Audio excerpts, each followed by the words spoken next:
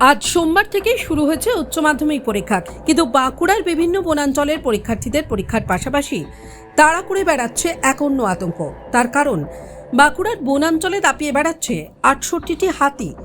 জঙ্গল পথে হাতির হানা এড়িয়ে পরীক্ষার্থীরা যাতে নিরাপদে পরীক্ষা দিতে যেতে পারেন এবং পরীক্ষা শেষ হওয়ার পর যাতে তারা নির্বিঘ্নে বাড়ি পৌঁছতে পারেন, তারই জন্য বিশেষ ব্যবস্থা করেছে বন দফতর।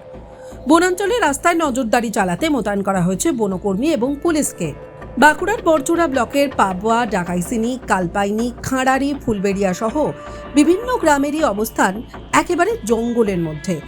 এই গ্রামগুলির উচ্চ মাধ্যমিক পরীক্ষার্থীদের পরীক্ষা কেন্দ্র গদাটিহি, বেলিয়াতোড় এবং ছান্দার এলাকায়। গ্রাম থেকে পরীক্ষা কেন্দ্রে যাতায়াতের পথ একেবারে জঙ্গলের মাঝখান দিয়ে।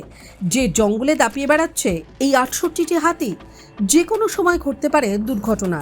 একদিকে জীবনের অন্যতম বড় পরীক্ষার টেনশন, অন্যদিকে হাতির মুখে পড়ার আশঙ্কা।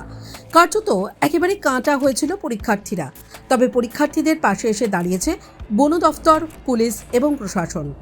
জঙ্গল লাগোয়া এলাকায় পরীক্ষার্থীদের বাড়ি থেকে পরীক্ষা কেন্দ্রে যাতায়াতের জন্য একদিকে যেমন তাদের গাড়ির ব্যবস্থা করা হয়েছে, তেমনি প্রতিটি জঙ্গল পথে পরীক্ষার্থীদের নিরাপত্তা সুনিশ্চিত করতে মোতায়েন করা হয়েছে পুলিশ ও বনকর্মীদের।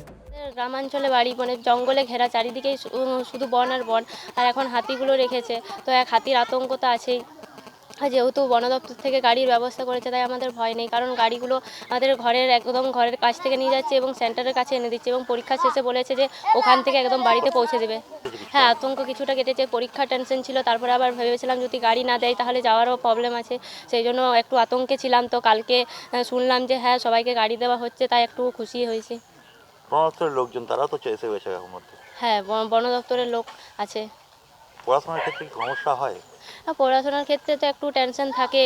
এবার এইচএস, যদিও বা বছরের এটা সেকেন্ড মাধ্যমিক আমরা দিয়েছি, এটা এইচএস, একটু ভয় তো আছেই, তাও ভয় আছে, হাতির ভয়। খুশি, আমাদের খুব ভালো লাগছে, গাড়ি দিয়েছে। বন দপ্তর গাড়ি? হ্যাঁ, বন দপ্তর থেকে দিয়েছে। অন্য সময় কি অবস্থা করে? অন্য সময় মানে মাধ্যমিকের সময় তো গাড়ি দিয়েছিল, উচ্চ মাধ্যমিকের সময় তো গাড়ি দিয়েছে। অন্য সময় আমাদেরকে সাইকেল নিয়ে টিউশন স্কুল যেতে হয়, তখনও ভয় লাগে, কিন্তু এখন আর এতটা ভয় লাগছে না, কারণ গাড়ি দিয়েছে তো সেই জন্য। অন্য সময় যখন পড়াশোনা করো তখন কতটা আতঙ্কে থাকো?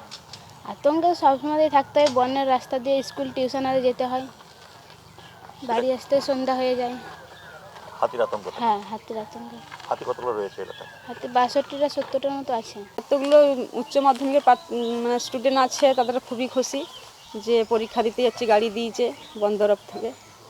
আর এমনিতে টিউশনি গেলে তখন টেনশন লাগে যে সকালে যাচ্ছে, রাত্রে আসে, দুটো করে টিউশনি থাকে, রাত্রে ঘর আসে, সন্ধে হয়ে যায় আসতে, চিন্তা লাগে।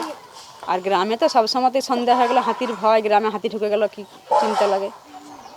সেই আতঙ্কটা আজকে কেটে গেছে? আজকে কিন্তু এমনিতে তো নাহলে গ্রামে এখন হাতি ঢুকে নাই, পাহাড়ে রয়েছে। আর টিউশনির জন্য ছেলে মেয়েদের চিন্তা শুধু আমাদের ডাকাইসিনি গ্রামের ছেলে মেয়েদের পড়াশোনা করার খুবই চিন্তা। জঙ্গলের পথগুলিতে লাগাতার নজরদারি চালাচ্ছেন বনকর্মী এবং পুলিশ কর্মীরা। আর এতেই হাতির আতঙ্ক কিছুটা হলেও কেটেছে পরীক্ষার্থীদের।